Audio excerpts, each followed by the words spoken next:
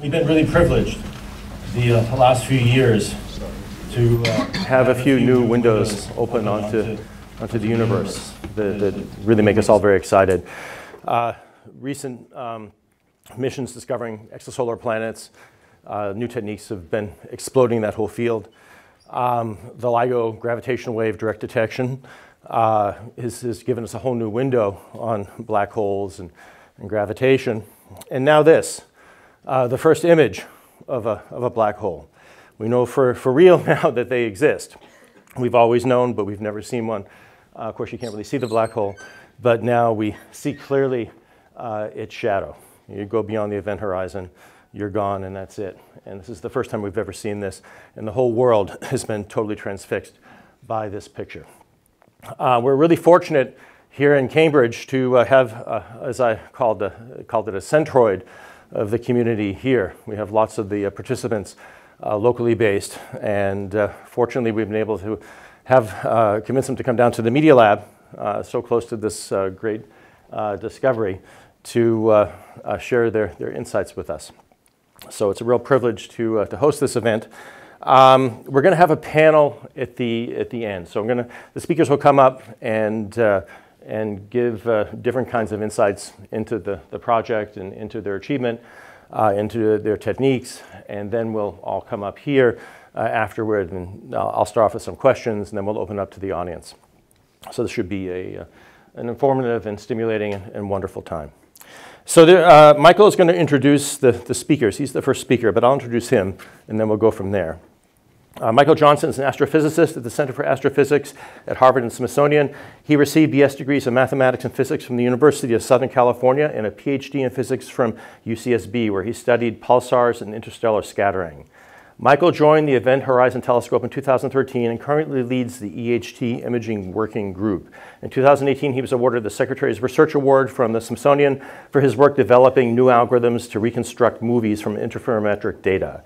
He has contributed broadly across the EHT project, from imaging methods to magnetic field polarimetry to the scattering and time evolution of black holes. So, Michael, you can start us off.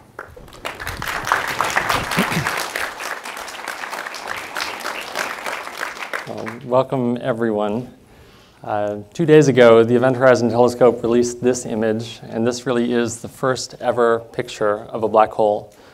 And MIT has played an absolutely foundational role in getting us to this point, and so we just wanted to come share with you the excitement of this moment and tell you about the role of MIT in making it possible. So first, we'll hear from Vincent Fish. Vincent is an MIT graduate, MIT PhD, and he's now a research scientist at MIT Haystack Observatory. And so Vincent will tell us about how the instrument was created, how observations are mounted, and how each year we're making the instrument better to get sharper and sharper images of this black hole. After that, we'll hear from Lindy Blackburn, another MIT PhD, and Lindy will tell us about how the data are processed. These are huge data volumes, petabytes of data, that are reduced down to make this final image. And so Lindy led the team that did all of that data reduction, and we'll hear about that process. And after that, I'll tell you how we turn that data into a picture and what it means. So, Vincent. Thanks a lot.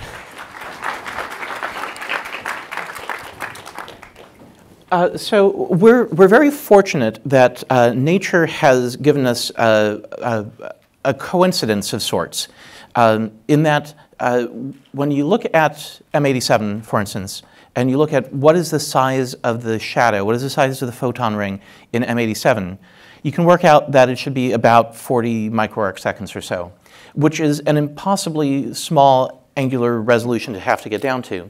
But then you look at what is the largest array that you can field from the surface of the Earth, and if you go to the shortest wavelength that you can at the time, which is 1.3 millimeters, you find that you actually get an angular resolution that is sufficient to make that image. So there are a number of coincidences here. One is that, another is that when you look at M87, for instance, at longer wavelengths, you see quite a large jet, and as you zoom in, as you go down to smaller and smaller wavelengths, higher and higher frequencies, you really start zooming in. So nature has been kind to us. So I'd like to spend a moment just talking about the basics of interferometry. Interferometry gets a reputation for being very difficult, and there are technical challenges to it. But in principle, it's very simple. Many of you will be familiar from an optics class or from using an optical telescope that if you have a parabolic mirror, then all of the rays get focused to a point, all the rays on a parallel incoming wavefront. And that's just due to the geometry of the problem. The optical path lengths are the same, no matter what ray you choose. And that's true also if you remove segments from a mirror. As long as those segments are on a paraboloid, everything will come together in focus. Now, of course, you lose out. Some of your photons fall through the mirror, and the image that you make at the end won't be quite as good, but the way that it's not as good is highly predictable, and you can compensate for it. Now, if you were to take those segments and not keep them on a paraboloid, but put them on the surface of the Earth, of course, they wouldn't focus anymore. But if you can accurately time tag your data, and if you can record both the amplitude and phase of the data, then you can reconstruct the telescope as though you were able to have a gigantic paraboloid again. So in this case, for very long baseline interferometry, you're looking at some distant object, and by the time the radiation gets to you, you can talk about planar wavefronts, and there is a geometric delay that your signal will get to one of your telescopes before the other. And that's entirely predictable from where you're looking in the sky, where your telescopes are, what time it is.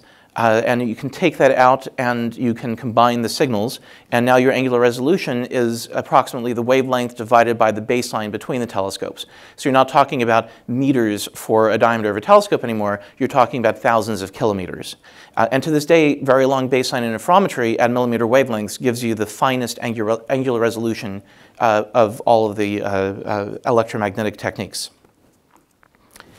Now, it's not easy to do this. The telescopes that we use are on top of mountains for reasons, and the reasons are associated with the atmosphere. So the atmosphere wants to absorb the radiation that is coming from the source, and it also wants to emit thermal radiation, noise at you. The plot on the left there shows the atmospheric transmission as a function of frequency, and we're up at 230 gigahertz, so on the left side of that. And this is for 5 millimeters water vapor, which would be considered pretty bad weather for Mauna Kea, but on a cold night in Boston, we're lucky to get down to this. And this is for zenith transmission. So if you're looking low to the horizon, as some of our sources are, then most of your signal gets absorbed. And so you want to be above that. And the atmosphere also scrambles the phase of the radiation that you receive. So as I said, we record complex voltages, so we get amplitudes and phases. But because the atmosphere is introducing this variable path length due to turbulence, little clouds of water vapor going through, on a time scale of seconds, the phase that you think you measure has changed because there's this additional delay. And that means that if you want to detect your source in the first place, you have to detect it quickly. So you need a lot of sensitivity.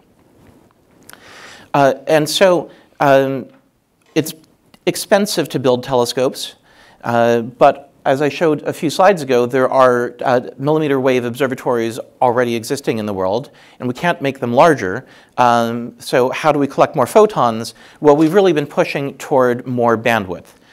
Because the more of the frequency range that you're observing, the more photons and more sensitivity you have. And the digital revolution has really made this possible. Back in 15 years ago or so, much of radio astronomy was still being done on magnetic tapes with analog electronics for your back end. And that really set a limit on how far you could push technology. But now, thanks to analog to digital converters that are very high speed, FPGAs that can do a lot of processing, hard drives that are growing in capacity, you can get on the COTS curve and really push your bandwidths. And so the curve here in the bottom right shows the recording rate that the best VLBI observations have been able to do over the course of the years. And the EHT has really pushed on this because that's where your sensitivity comes from. Another aspect of that is that some of the telescopes that we use, some of the observatories we use, actually consist of multiple telescopes. And it's much better to combine the signals so that you add all that aperture together into one larger aperture than to have to record the signals from all of those antennas and find your fringes to each of them. So here are two of the phased arrays. The one in the bottom right here is the sub-millimeter array on Hawaii. And the Smithsonian Astrophysical Observatory has built 2 generations of phased array processors for that, which basically means that when you point at an object, you can sum the signals coherently as though you had one larger telescope. Really, the breakthrough for the EHT has been ALMA. MIT Haystack Observatory has led an international collaboration involving many institutes from many countries to phase up dozens of antennas at ALMA, which is at one of the best sites on the planet for millimeter wave astronomy. So you get really dry conditions, you get the equivalent of a 70-meter or 80-meter dish up there, you get very stable conditions, and that can serve as the anchor for the array, making it possible to detect to all your other stations, and then you can connect through those detections. After you take the data, we send it back to the correlator. So we have a correlator at MIT Haystack Observatory. There's one at the Max Planck Institute for Radio Astronomy in Bonn. And the point of the correlation process is to take those disk packs that we record on and play them back, inserting the appropriate delays to make everything coherent. You just have to do that over and over and over again. You have to do that over large data rates. You have to do that for every pair of antennas in your array. So there's a lot of computation there. So basically, the correlator is acting as the lens or the mirror that brings all of your signals back together for you. And I should point out that if you are interested in seeing a correlator, MIT Haystack Observatory is not far away. We are part of MIT, though we're not here on campus. It's a nice visit, that looks purple to me. So there's an open house at Haystack May 2nd. If you'd like to come out and hear about what we do, see some of the instrumentation, see the correlator, please check out our website and contact us and we'll reserve you a spot. So once you've taken the data, of course, you have to analyze it, and the data reduction and calibration process is quite complicated. And so I'm going to hand off to Lindy Black, who will tell you a little bit about that.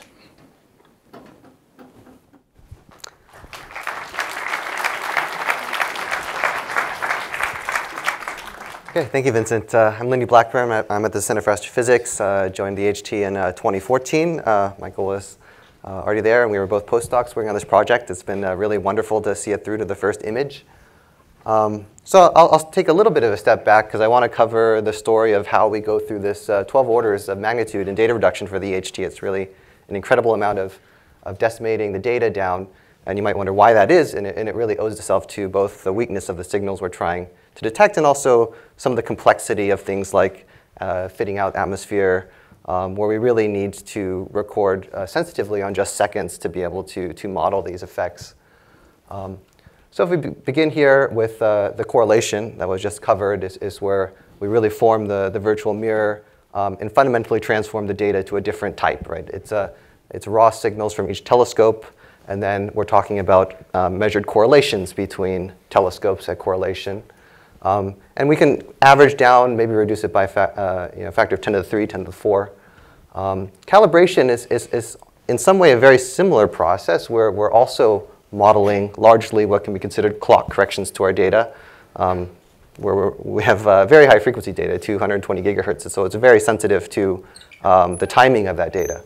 But the essential difference here is that in correlation, we're largely correcting for a priori clock corrections, a very careful and detailed model of the Earth delays, but still a priori and not from the data itself. In calibration, we want to fit those models. We can actually take a chance to look for the data, extract the signals, and we need to build a model and fit it to average the data down more, maybe a factor of 1 million, as much as 1 million. And then we use that data to infer something about the source, like the image. And I purposely put in a pixelated, simulated image here, just to emphasize that there are many, many fewer parameters that we can talk about the source versus all of the systematics and such that we need to fit to in the underlying raw data. So that's a story of this process, and I'm going to walk through a little bit, starting from the very beginning. There's very interesting colors here. I've been going to the LMT, taking a break from my usual job about a month out of each year for the last 4 years for commissioning and observing at the LMT, bringing up for VLBI first at 1 millimeter in 2015, and finally in 2018 we brought it up to 64 gigabits per second, which is double what we recorded in 2017. LMT is an amazing site. I had never been up on a mountain before, so for me it was really extraordinary. It's a 50-meter dish. That's a humongous dish, and it's the largest that can operate at 1 millimeter in the world. I don't know if you can see that small dark hole in the middle. That's apex hole where the signals come through. So for a sense of scale, this is looking out through the apex of the telescope. You don't see the primary, but you see the secondary mirror where the radio waves are reflected, and they come in through this hole, get bounced off a few more mirrors, get onto the receiver, very small. The antenna is going to be on the order of 1 millimeter also. And throughout this whole process, the telescope is constrained to a very high level of precision. Right? It must be, the path lengths over this entire 50-meter diameter have to be good to a very small fraction of 1 millimeter to be able to coherently add the signals together just at this one telescope. So that's why there aren't too many of these telescopes around the world, and why the LMT, being the largest of it, is quite complicated to operate. Oh, I didn't mention this. This is a large millimeter telescope. It's in central Mexico. Quite a nice place to go visit. It's an extraordinary site. This is Daniel Palumbo. He joined me in early 2018. He was an MIT physics undergrad at that time. Helped commission the site in that year. Now he's with us at Harvard as a graduate student with the project. And this is a picture of another back-end setup, like what you saw from Vincent. This is down converting the signal and digitizing it and recording it to disks. So this is sort of the process. It's rather extraordinary. We can do most of our processing just using a 2-bit, 4-level representation of the signal, Nyquist sampled. So you see these little dots on the bottom. That's what we're recording onto disk from the original sky signal. And that's what's correlated, and from which we derive our images are just those 4 levels of random noise, essentially. They're saved to hard drives. I might not need to introduce Katie Bauman to you, but she is also an MIT graduate student, and then was in our working with us shortly. She's actually been with the project longer than I have, so she joined really early. But she's also come with me for the last few years to the LMT for observing there and helping with the setup. So this is a picture of about half a petabyte of data from that one site, and it gets combined with all the sites, forming the several petabyte data set you might have heard about.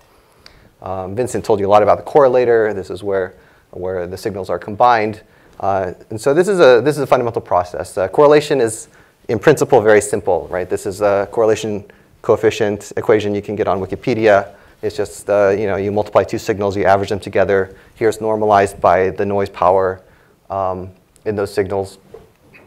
So in our case, we have, I only drew 6 stations here. We have 8 stations in 2017. And then we measure the correlation across all pairs of antennas. One of the important details is that R, the correlation coefficient, is very small. It's something like less than 10 to the minus 4, maybe 10 to the minus 6. So what that means is you need to average billions of samples to actually extract something out of your noise here. And so the key is how can you average those billions of samples? And one of the things that makes that difficult is that each telescope is subject to its own special systematics. So here I tried to represent some atmospheric turbulence. But the radio waves are propagating through the atmosphere, and they have some unknown delay, equivalently unknown phase that's actually varying pretty rapidly with time.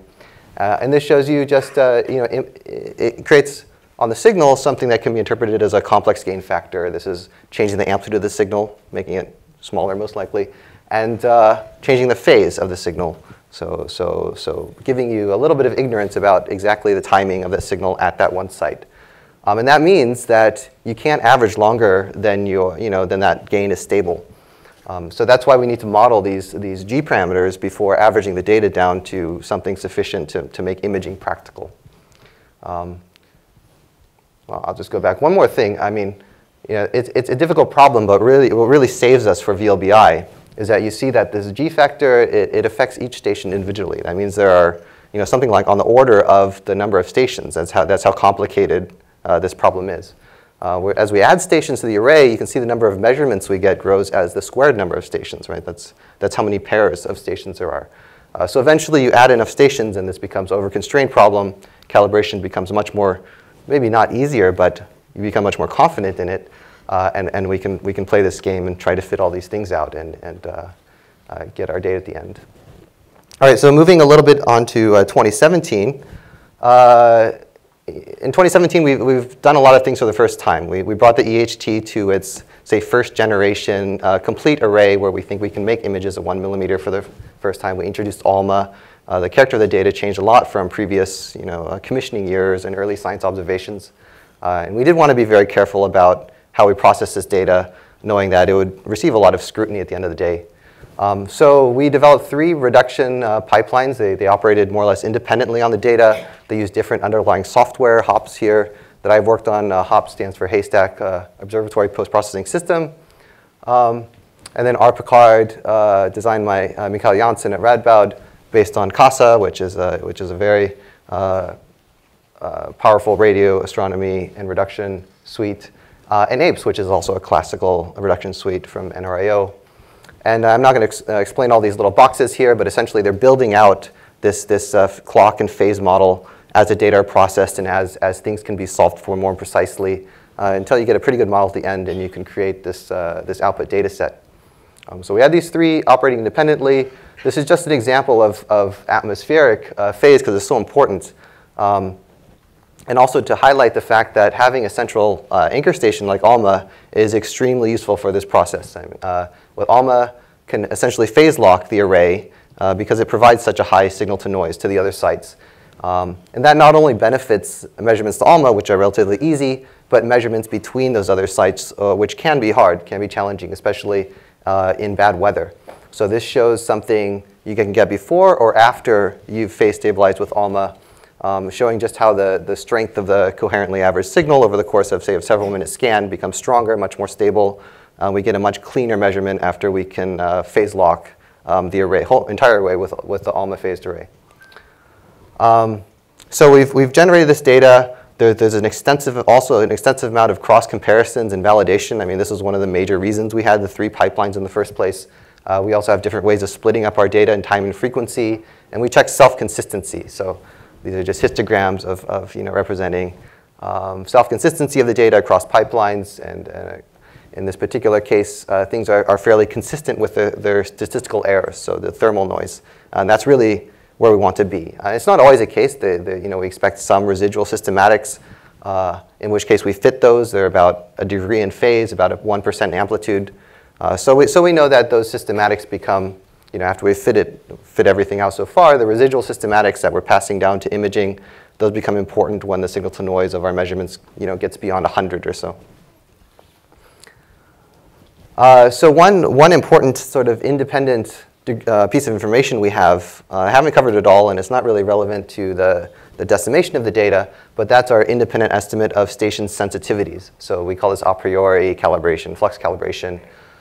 This is done at the telescopes. Each telescope has some idea of how much collecting area it has, some idea of how much noise it's subject to from the atmosphere and the receiver. And this is information that's very hard to really pin down precisely because you don't have a good, you just have one little antenna, the signal's very weak. You don't get quite the clean measurement you do from correlating data across two different sites. But we do want to bring this information in. It's hard because we have, we've built up all these different telescopes built by different people and of all different types around the world, and trying to combine this into a systematized way of characterizing their sensitivity is quite complicated. This huge effort was coordinated by two Radboud graduate students from the Netherlands, Sarah Sohn and Michael Janssen, so I wanted to highlight their work here. So one of the reasons it's important is before that, the correlation coefficients we measure, they're really in units of noise of the telescopes. They're not in something we can directly interpret as flux, correlated flux on the sky. But once we know how much, what is an intrinsic sensitivity, we can then bring that onto a physically relevant scale. So this plot just shows the building of the data. You might probably know about Earth rotation, aperture synthesis now. Michael will probably talk about it more later. We're measuring spatial frequencies on the sky. You can see how those frequencies are built up over time or over the night. But on the right here is really what I wanted to show, which is our calibrated visibilities. On the x-axis is the baseline length. So we've projected what's a 2D thing onto just this 1D representation of baseline length. But what you can see here is that this, it's remarkably simple, and we were extremely happy once we saw this. Right? It tells you that even though we've looked at all sorts of orientations, the profile here is fairly similar for different baselines of the different colors. And this isn't a formal fit to the data or anything, but this is just what you would expect for the flux density. How similar the signals are versus a baseline length. It's just a simple model. It's just a thin ring on the sky, perfectly symmetric. And you see this nice bounce. And so this is tantalizing evidence that something like a ring would be a very good fit for our data once we go through the entire data processing and analysis and imaging pathway. Finally, there's another interesting thing that can be seen just in the raw data itself. And this is using something that we call closure phase. It's a little complicated, but essentially if we're summing the baseline phases of a closed triangle and array. And as you can see from the deltas, this is supposed to represent the extra propagation delay or something from the atmosphere over each station. You can see that if you sum it out over a closed loop here, those cancel. So you're left with only the closure phase that is imparted from the source. So that's a very nice quantity to have. You don't need to model anything about the atmosphere to actually get this. You just need to be able to calculate this closed loop. And what you see here are closure phases for a variety of triangles. It's going to be hard to see, I think, because of the colors, but we have the 4 days of observations, and Vincent brilliantly scheduled these observations, so we have 2 days in the beginning, which are right next to each other, 2 days at the end, which are right next to each other, but a few days in between. And what we see is on some triangles, there's a dramatic difference in closure phase between those first 2 days and the last 2 days. While within those 2 days that are right next to each other, we see pretty self-consistent closure phases. So this is really interesting. It tells us that the compact structure is evolving over those 4 days. It's not unexpected. It's not unbelievable. For a 7 billion solar mass black hole, it's on the order of the dynamical timescale. But it really gives us the exciting possibility that we could eventually make movies of this kind of evolving structure over time. If we cadence our observations correctly. So this is where the data story ends. I'll leave it to Michael to really show you how the imaging is done and what the science we can extract is.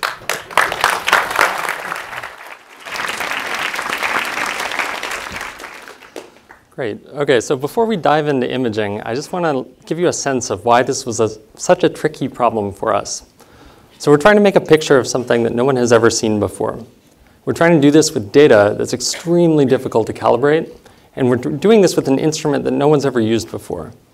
Okay, so we're pointing up at the sky, and we're we're looking with new eyes. There's nothing we can look at and say, oh yeah, that looks like what these other people got. So our instrument must be okay. Or, oh yeah, that looks like what we got last year. It must be okay. Right? Everything is for the first time. And so it's this incredible challenge of how do you develop confidence in a result in this environment? And how can you develop confidence in something so profoundly new as a picture of a black hole? So that's what I want to walk you through a little bit. So the first thing that we decided to do was that we were going to break our imaging up into 4 separate teams. So we said, before we do any imaging at all, we're going to divide up the data that Lindy sends us. And at this point, this is data that can just be emailed. It's a very small amount of data. So it's divided up among 4 teams, and we said we want them each to make images blindly. Okay, and this isn't just an imaging algorithm that's blind. It's actually the entire process of considering what the data are telling us. So some groups might say, oh, I think this station has really poor performance. And other groups might say, I think that station's fine, and that those are data properties of the source. Another group might say, we're going to flag that data out. We're not even going to touch it because we think it's contaminating the results. And another group might say, well, we think we can calibrate it in a particular way. Each group picks its own algorithms. Each group picked its own choices. So we got the data. We spent 7 weeks with no communication at all among these 4 teams. And then we got together at a workshop, and we compared the first images that the teams produced. And I'm so delighted to share with you the first images ever with our new plum color map that no one has ever seen before. It's actually quite striking. We actually spent months discussing this. How do you visualize these images? There's no color in our images. It's just brightness. So actually the most sort of faithful way to show it is just on grayscale. And so we went to great trouble to make things perceptually uniform and all these things. And it's striking to see how different the images look when you recolorize them. In any case, so we came together, the 4 teams revealed their results, and we saw each team had reconstructed a ring. They all had about the same size, and they were all brighter in the bottom. And that's when we knew we really nailed this thing. We knew that there was an image of a black hole in the sky, and all we had to do was turn this into a final image to refine the algorithms. This is a picture of the first imaging workshop. Enlightening. And that is the first image of a black hole. And I just wanted to highlight a few of the key contributors here. Andrew Shale and Kazu Akiyama both developed imaging libraries as graduate students. So Kazu is now a postdoc at MIT Haystack, and Andrew's just finishing his PhD at Harvard. But we used 3 different imaging techniques in our final results. And these 2 members wrote the software. They led the development of the software for 2 of them. It's really incredible work. In addition to that, Daniel Palumbo, you've seen before, and you'll see a lot of familiar faces in here, including Lindy. It's a small project. We all kind of do everything, and it's just a huge amount of fun. Shep Doleman is the director of the project. He was at MIT Haystack for a very long time and was the assistant director there. He's now at the Center for Astrophysics. Katie Bowman is an MIT graduate from CSAIL who's had a huge role in these results. And we even got some new friends along the way. So Peter Gallison, who's here today, he's Harvard faculty in philosophy, actually, in history of science and physics. And I think he came into this expecting that he was going to make a documentary. But by the time we got to the workshop, he had his sleeves rolled up, a laptop out, and he's working away with the rest of us. Likewise with Ramesh Narayan, a theoretical astrophysicist. There's something just really special about this problem. You have a few hundred measurements, and in those measurements is hiding the picture of a black hole. And it's this really pure mathematical problem of how do I turn my measurements into this picture, and how do I track that and understand what I'm doing. So a lot of people are being captivated by this project. Now, I just want to give you a sense of what it looks like to turn these data into a picture. So at each point, if you have some data, you have 2 goals. You want to make a picture that's consistent with the data you have, and you want to make a picture that's sort of maximally conservative with respect to all the information that you don't have. So this is a snapshot of that video that Lindy showed you. This is just one baseline on the Earth joining those 2 stars. And in the center, that's the baseline coverage you have. So the points are the information you have, and where there aren't points is all of the unknown. Right? There's this desert of unknown that you're just sampling a few points in. So in this particular case, if we take our imaging algorithms, what we get with just this one baseline is just a big blob on the sky. We're basically sampling one spatial mode on the sky. We know how much power is there, so that tells us how big this thing is, and we don't get anything more. Now we add a second baseline. The second baseline adds some more information at different modes. It adds a little bit of high frequency information. And so that breaks this blob symmetry. It tells us that there has to be some small scale structure in the image. And you see that it splits and it starts to become more intricate. Now we had a fourth site, and now we have 6 baselines. As Lindy said, this grows roughly with the square of the number of baselines, n times n minus 1 over 2. So it grows rapidly as you add more and more sites. And so it's the type of project where you sort of have nothing, nothing, nothing, and then all of a sudden, boom, you have an image. And it's really exciting, just to see where is that point. And for us, that was in 2017. So here, now you can see we start getting information at different position angles. They're pointed in different directions. Now all of a sudden our image is becoming more intricate. You can see this ring, it's hiding in there, right? So we add one more site in Spain, and then all of a sudden this sharp ring pops out. And so that's the amount of Fourier information. Right? You can mask out almost all of the Fourier plane, but what's left is still enough to get you to that picture of a black hole. What does this mean, though? How do we use this to inform our knowledge of black holes? What does it mean for general relativity? What does it mean for science? Right? And to understand that, you have to understand why a black hole has a ring in the first place. So this animation shows that. It turns out that light propagating near a black hole doesn't follow straight lines. It's curved because the black hole is curving space-time. Light can even wrap around the black hole. It can go in circles around the black hole. So what happens is if you light up the space-time near a black hole, you have lots of photons flying everywhere. The ones that are too close to the black hole or the ones that are pointed at it fall in. The ones that are further away get pulled around it. And the net effect is that the black hole is casting a shadow on that bright surrounding emission that's almost perfectly circular. Okay, so let's say that we want to turn this into a test of general relativity. Well, the first thing we need to know is what's the size of that circle on the sky.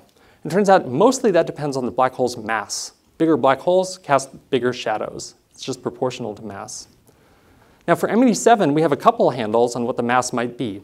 One is to look at the motion of gas on scales of sort of tens of thousands of Schwarzschild radii, so pretty large compared to the size of the black hole. And these suggested, before the EHT measurements, that the black hole had a mass of about 3.5 billion solar masses. On the other hand, if you look at stars, they also tell you, right, they're zipping around something there. You can't resolve individual stars, but by their bulk motion, you can estimate that the black hole might have a mass of something like 6.6 times 10 to the 9, 6.6 billion times the mass of the sun. These are enormous numbers. So the other thing is, these are very large-scale measurements. There's nothing to say that there's not something in nature that pops up and prevents a black hole from forming somewhere between these huge range of scales that you're probing, something like a factor of 10 to the 4 from the scales where you're actually sampling what's living inside some sphere, and you're actually seeing it directly. So you might expect that the stellar orbits, 6 billion solar masses, a black hole might actually live there, and it could have less mass than that, and other stuff could be distributed, but it couldn't have more, or you'd see the orbits reflect that. So if there was a black hole, and it had all the mass that you expect from the stars, and the black hole isn't spinning, that's the size you'd see on the sky. Now it turns out if the black hole is spinning, it makes it a little bit smaller. So that's the size of the shadow for a maximally spinning black hole with the 6.6 billion solar masses. And so this little range in between those two, which isn't much of a range, that tells you the range expected for canonical GR. That's if Einstein's right and black holes behave in the way that we think they do. Now, if instead the black hole has the 3.5 times 10 to the 9 solar masses, then you get a smaller ring. Okay, so easy check. We can see whether one or the other of these is correct. But just for fun, what about other things? So it turns out wormholes. It could be a wormhole in the middle of M87. Who's to say it couldn't? And it turns out that wormholes have a smaller shadow than black holes. So here's the size of a wormhole. If the mass is the 6.6 times 10 to the 9 solar masses. Let's push beyond that. What if it's something exotic in GR, but there's no event horizon? What if it's a naked singularity? Okay, so it's a singularity in space-time, but it's not shrouded by an event horizon around it. And it turns out that those cast a different shadow still, a much smaller shadow. So we have all these predictions for what the shadow might look like. And then we can sit the EHT image on top of those, and you instantly rule out all of these exotic possibilities. And you instantly rule out the gas dynamical measurement. And we're left with a stellar dynamical measurement. But more than that, we've said that all of that mass that the stars see is concentrated within a tiny region, within the region where photons would go in circles around the material. So it's really quite a stunning confirmation of GR. Our results are perfectly consistent with the predictions of GR. But we can push beyond this. So this is the image we see, but we think that lying beneath it is a much more complicated system, and we're limited by the resolution of our array. And we think this system is alive. It's an intensely dynamical cauldron of hot gas that's hundreds of billions of degrees that's spinning around this black hole. Now, some of this gas gets pulled in, it goes through the event horizon. Some of it flies out on jets. And what we think now is that the black hole is the driver of all of that dynamical activity. Now, this is happening fast. So this is a black hole big enough to engulf our entire solar system. But this black hole, we would see it evolve on timescales of days. So in this particular simulation, 1 second corresponds to 2 weeks in real time.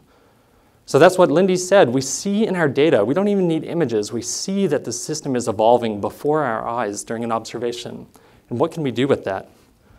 So I think we have this interesting preview if you go to 7 millimeters. So this is a little bit longer wavelength, and it turns out that the jet isn't translucent at that wavelength. When you look at it, you're not actually peering all the way down to the black hole. So the jet is opaque, and you see this beautiful extended jet, and you take observations over many months, and you can patch them together, and you see that this jet is alive, and it's writhing. And the black hole is expelling huge amounts of energy that are just rippling down the length of this jet. And that's the EHT image, and you can see the size of it when superimposed on this image, which is one of the highest resolution images of M87 ever made before the EHT. So what we know now is that the black hole really is lying at the heart of that system. And what's most interesting is that the EHT simulations that we have, these numerical simulations that are consistent with the EHT results, suggest that the energy in the jet is actually not coming from the material that's falling on the black hole. It's coming from the black hole itself. Once matter falls into a black hole, it's gone forever. You can't get that back. But it turns out that if a black hole is spinning, you can slow it down and pull the rotational energy from the black hole. So if there are magnetic fields threading the black hole, it drags them along with it, and it winds them up like a motor. And that's exactly what we think is happening in this jet, and it's expelling huge amounts of energy. If the black hole in M87 is spinning rapidly, it has enough energy that you could extract to power 1 billion suns for the age of the universe. So this is an incredibly powerful engine, and we're just getting started understanding, watching it live and breathe, and understanding the role of the black hole in these systems. So let me just close by saying, this is a huge collaboration. It's just such a joy to be able to share the results with you, and MIT has just been a huge role in this project. So thank you. Yeah.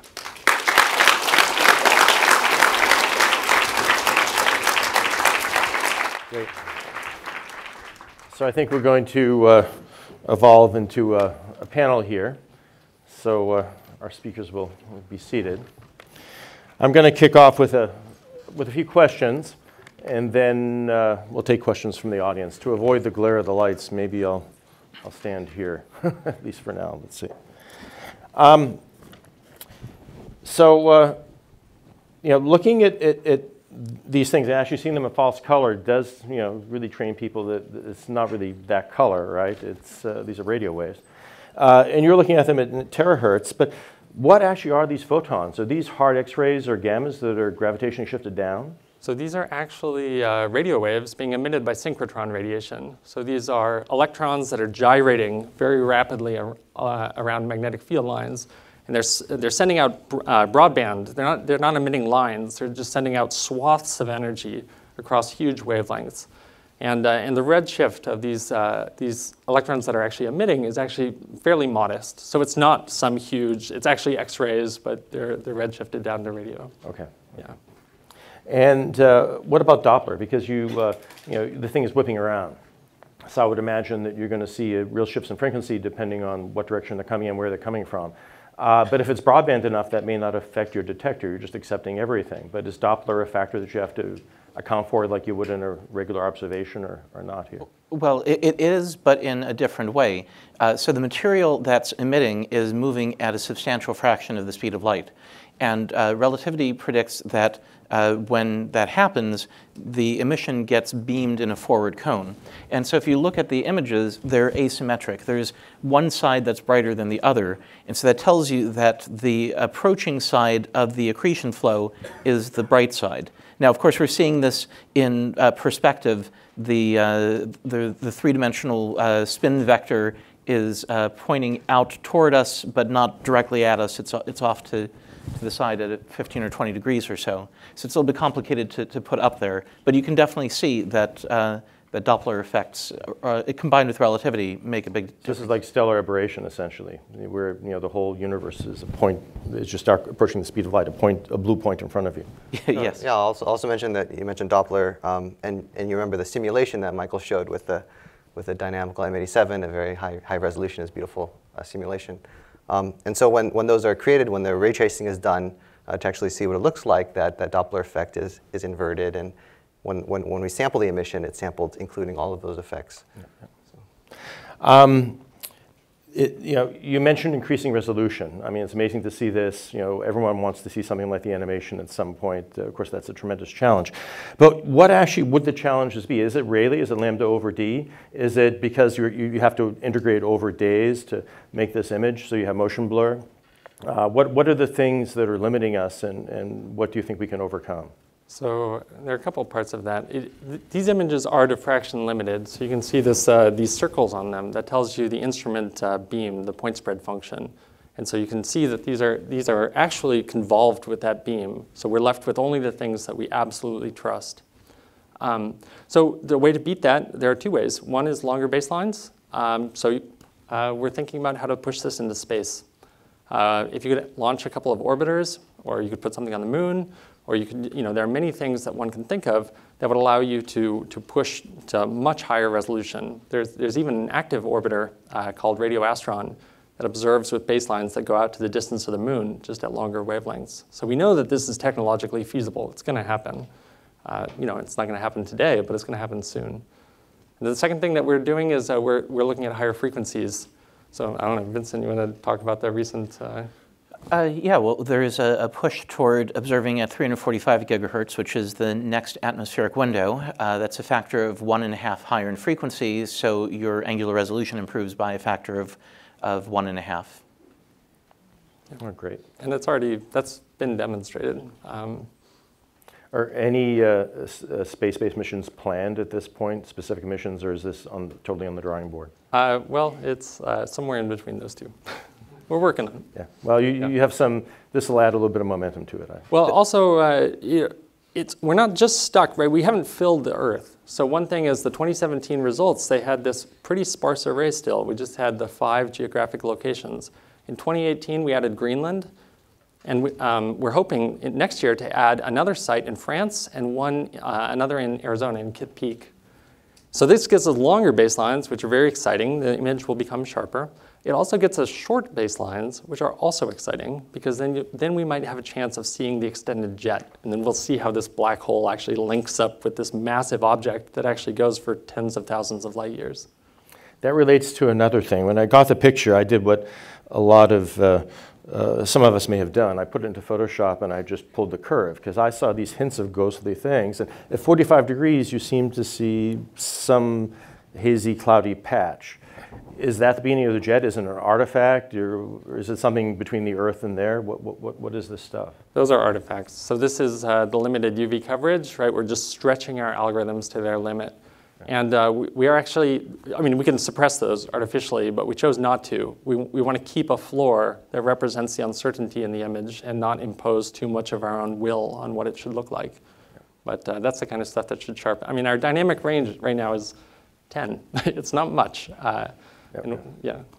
I'm sure you had a lot of people trying to ask these questions about these things, but I suspect that they were artifacts. But we'll see the real extra phenomena soon when you. Well, make no mistake. We spent months wrestling over these questions. Yeah, of course. Yeah. So. This is the question everybody has asked you, and probably will continue to ask. This is wonderful. You got this big, huge black hole, within range that we can do this. But there are lots of other things.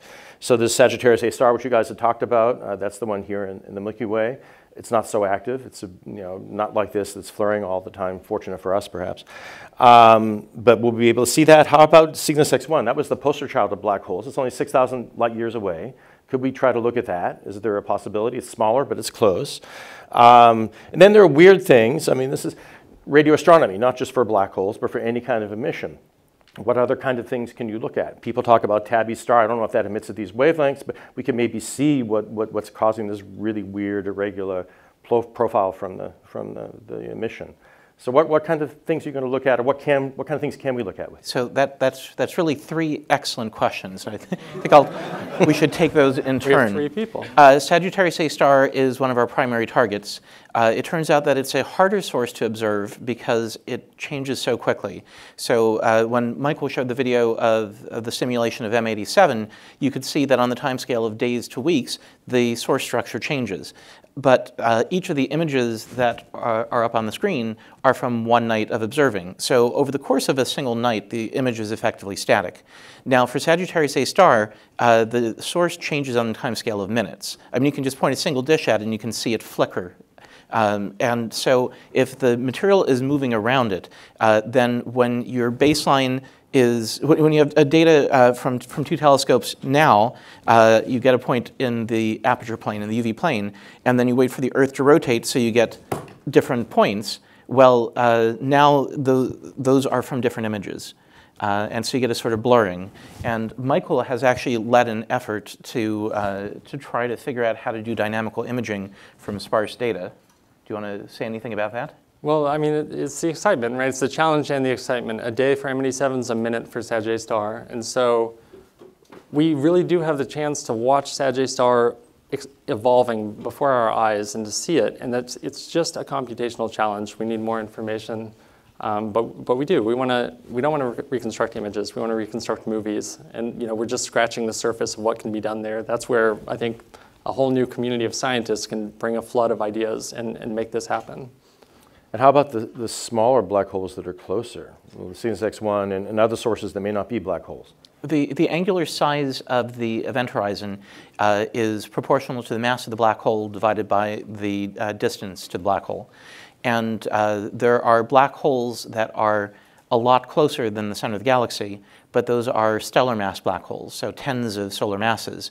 And that's a factor of 100,000. And so, if you had one of those sources that was, gosh, a parsec away or less, then you could do that, but that might cause other problems. Yeah. These aren't in the sweet spot. Yeah, so it's good they aren't. Yeah, you're not going to get the same sort of angular resolution on them. The third question you asked was on other types of sources, and because the aperture isn't very well filled for very long baseline interferometry, you really need sources that have high, what we call brightness temperature. So effectively, if you had a black body there that were emitting that thermally, how hot would that need to be? And the answer is kind of up around the 10 to the 9 Kelvin range, kind of 1 billion degrees.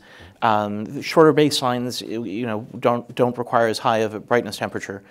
So you're really talking primarily about very hot things and non-thermal things. So in addition to active galactic nuclei, you could do this with some astronomical masers. Those are spectral line sources. Also pulsars. And pulsars, yep. Yeah.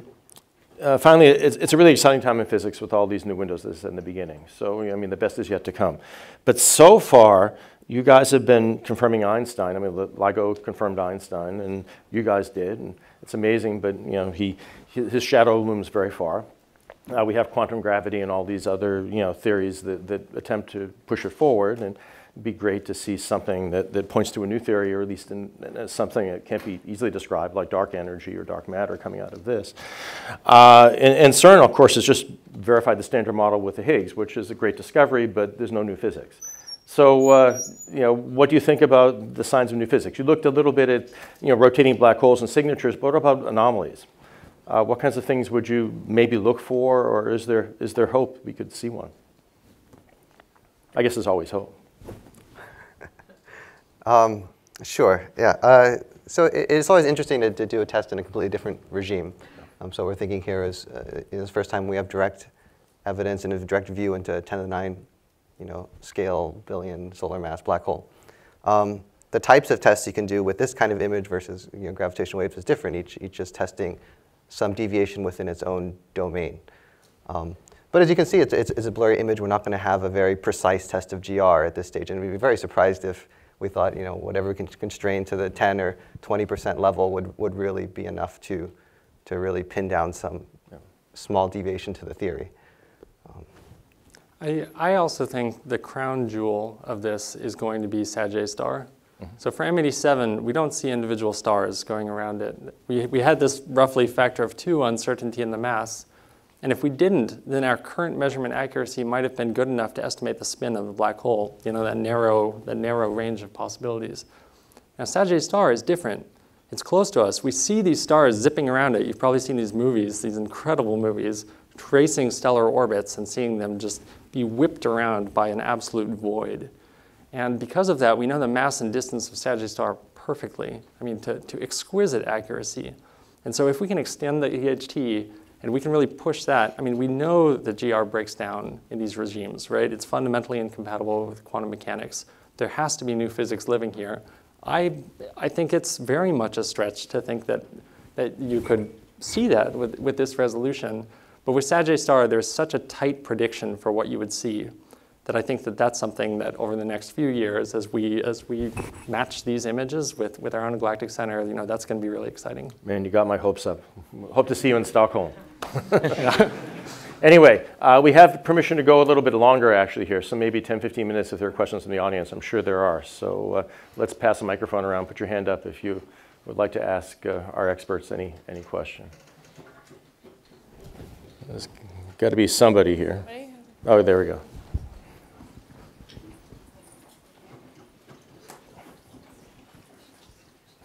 Hi, thank you. Does the fact that the mass estimate agrees more with for M87, agrees with the stellar estimate rather than the gas estimate, does that mean that all the other black holes, we only know their masses by their gas dynamics, are maybe also off by a factor of 2? Does that matter? I don't know.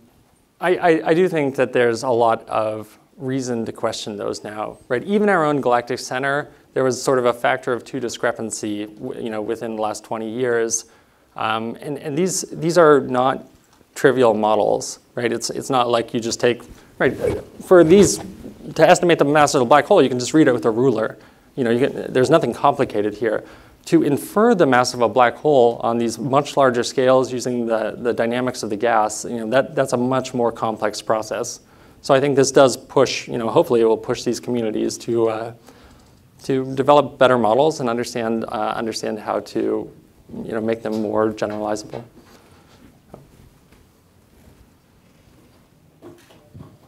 Okay, there's a question down here. Oh, there's one down here. Roughly speaking, relative to the plane of those images, where does the rotation axis point? Yeah, so it's really confusing.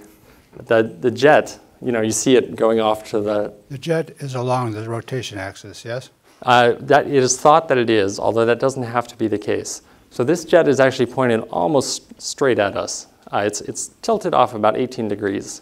That 18 degrees is enough to make that sharp contrast between the bottom half and the top. That's right. That's why you only see one side of the jet. The other thing, you see it right at the base, and then it gets accelerated, and so it's pointing away from you. It's this Doppler boosting, so you don't see it. You only see it when it's going slow.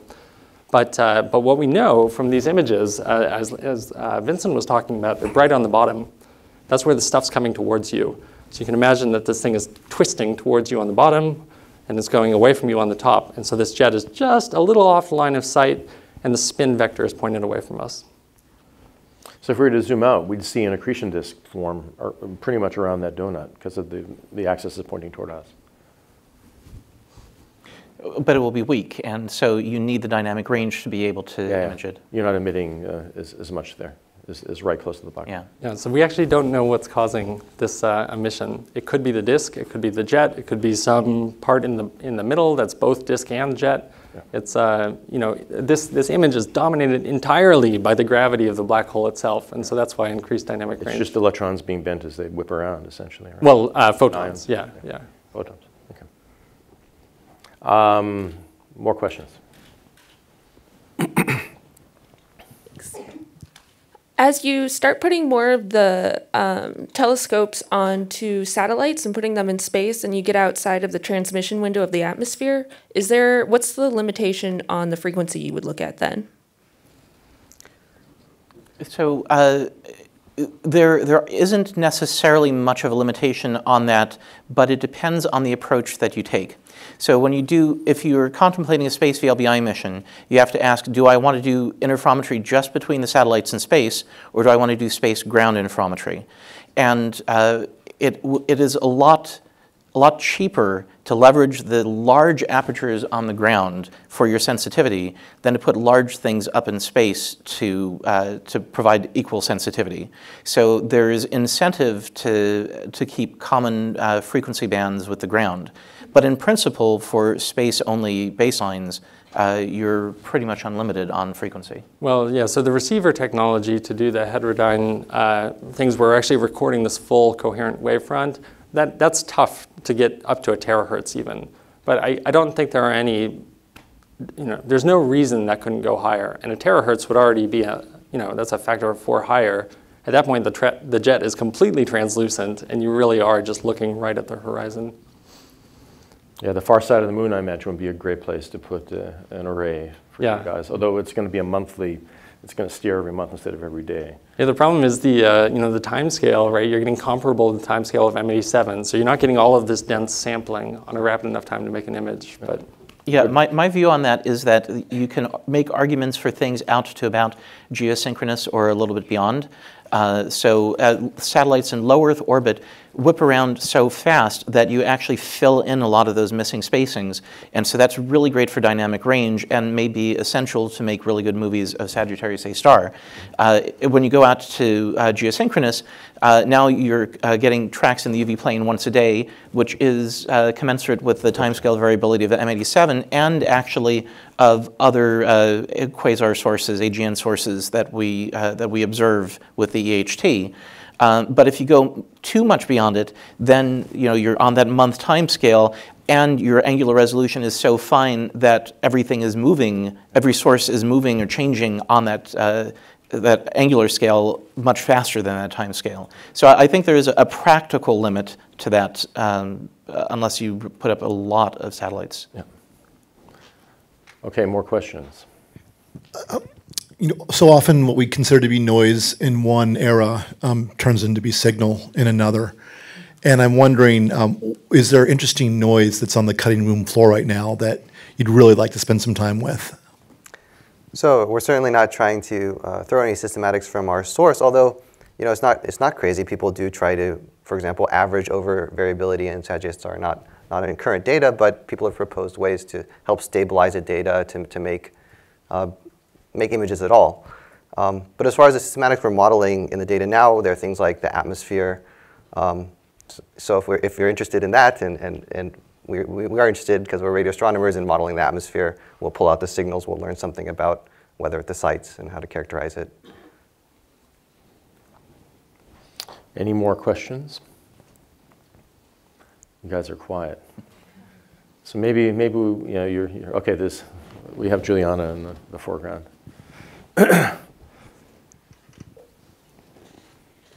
Building on the discussion about space mission architectures, are you familiar with the OLFAR radio distributed antenna array out of the Netherlands?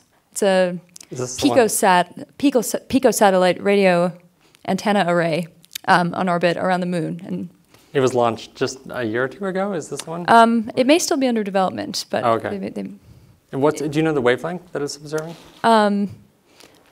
I don't offhand. I know that the intention is to measure kind of early phenomena in the universe. I see. Yeah, I think those tend to be at longer wavelengths.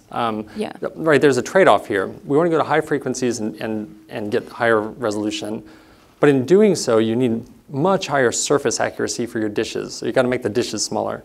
And the receivers are not, they have more noise. And so the whole problem overall is that, there's some sweet spot beside just pushing to the highest frequency you can and still having enough sensitivity to see anything. So this is why, these current space VLBI missions, they're still about a factor of 10 too long in wavelength to be able to peer down to these scales.